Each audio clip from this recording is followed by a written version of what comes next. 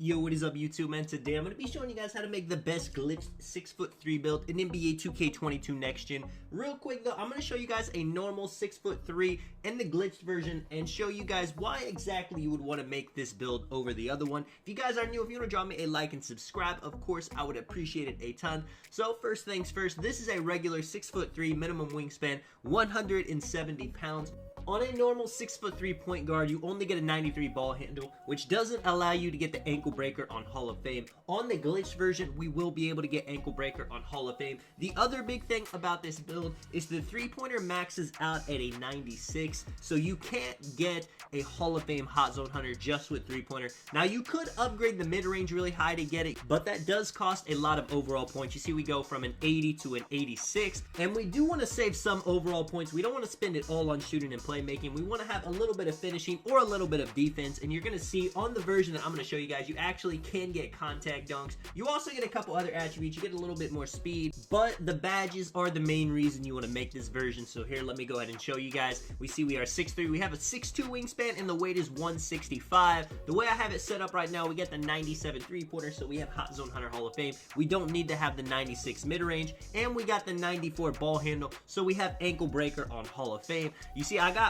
84 driving dunk on this build with the 70 vertical, so we can get driving contact dunks as well. Let me show you guys how to make this version of the build really quick, and then I'll go in depth on how to make it. This is one of the easier glitched builds to make. It's the wingspan glitch that I'm doing that I have showed you guys in previous videos. You guys have seen it on the 6'1" I made, the 6'4". The first thing you want to do, go into settings, change it from Imperial to the metric system. After you do that, we're just going to go in, we're going to create a brand new build. As you will see, I do right here. Once you go and create new build, all you got to do is make it at a point guard. As always, I would recommend you guys unlock the rebirth before you do this. It saves you so much time, but you do not need it. With the height, you want to go down to 1.77 m. Make sure you don't go any lower than that or it'll mess this up. With the weight, we need to go to 66 kg, and the wingspan, it's going to be 1.78 m. Make sure you don't go lower, and then the body shape, go define. After you do that, all we got to do is get the overall to a 99.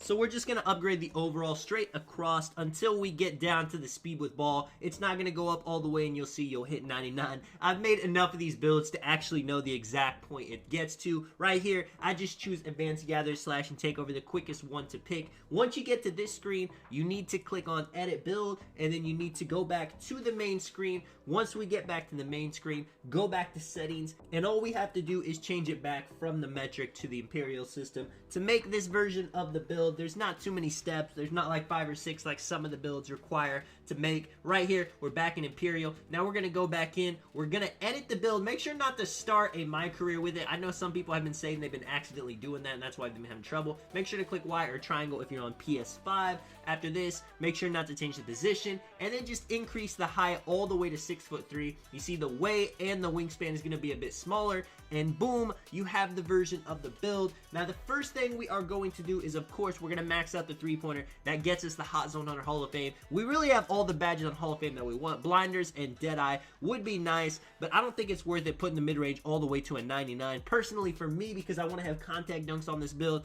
But if you just want a all-out shooting build, you could definitely do it. I put it to 84 so I get the difficult shots on gold. With the playmaking, ball handle, speed with ball max, we got to have the speed, acceleration, stamina on this build. And if you don't want an 84 driving dunk on this build, if you don't want to be just all offense, then you could put it into things like perimeter defense and steal. But it's really hard to give this build any defense if you do want the 84 driving dunk. So what I'm going to end up doing with it is I'm just going to put up perimeter defense and steal to be survivable. And make sure you do put 70 vertical on this build. That unlocks the dunk animations. If you only have the 64 vertical, it won't be able to get the contact dunks. You see 63 is the perfect spot to get clamps on bronze, and 40 steal is exactly what you need to get interceptor on bronze. Now interceptor on bronze works a lot better after the patch, so if you guys are thinking I'm not going to get any steals with just 40 steal, you can actually do it. And like I said, this is not meant to be a defensive build, it's an offensive monster. So if you want to have a defensive build,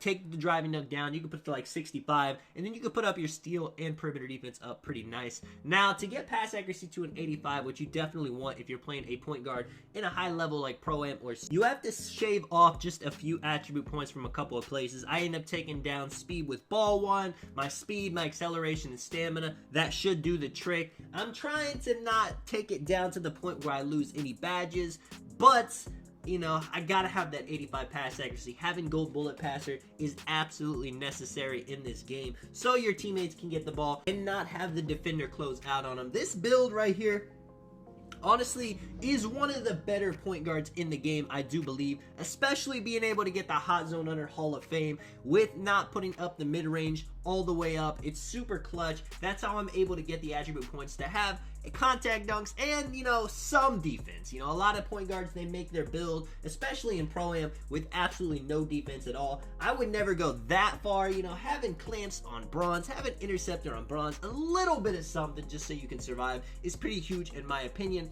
Now, you could put up the rest on your free throw, or you could put driving level up to 65, and that'll get you acrobat on bronze. But either way, it doesn't matter. It's not giving you slashing takeover. You can't get locked takeover on this build. So your choices are sharp, shot creating, and playmaking. 3 really good offensive takeovers. Now, most of the time, people are going to choose sharp. It's definitely the best in the game. But you can have a lot of fun with ankle-breaking shots if you want to. You're called a playmaking shot creator, of course. Any build with super high shooting, like we're making in these recent videos, are going to be called a playmaking shot creator.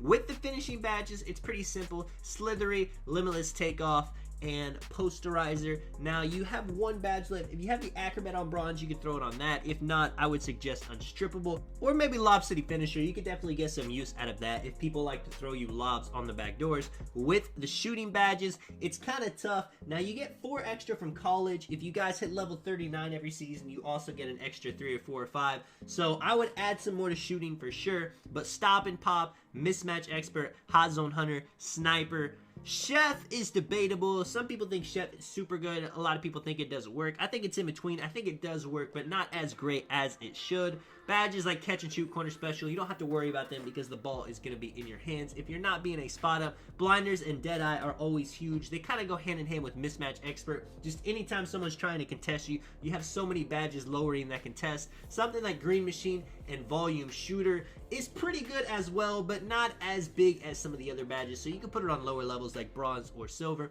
With the playmaking badges, got to put that ankle breaker on Hall of Fame. That's what we made this build for. Now, it gets tough in the playmaking badges as well. If you want to add a few more playmaking badges, I would definitely say that, you know, it's tough to choose though. Shooting, playmaking, you always want more. Badges like quick chain, quick first step, tight handles, handles for days, bullet passer, dimer, floor general, needle threader, everything is great. You know, there's not really any useless playmaking badges. You can even make sense of having something like downhill, space creator. Of course, you're not going to want break starter because I doubt you're getting any rebounds with this build, but most of them will work. And then defensive badges, clamps, interceptor, hustle. It's about all you can do. You're not going to have much. Let me know if you guys enjoyed the video, man. This is Tonic. I will catch you guys in the next one. I'm out. Peace.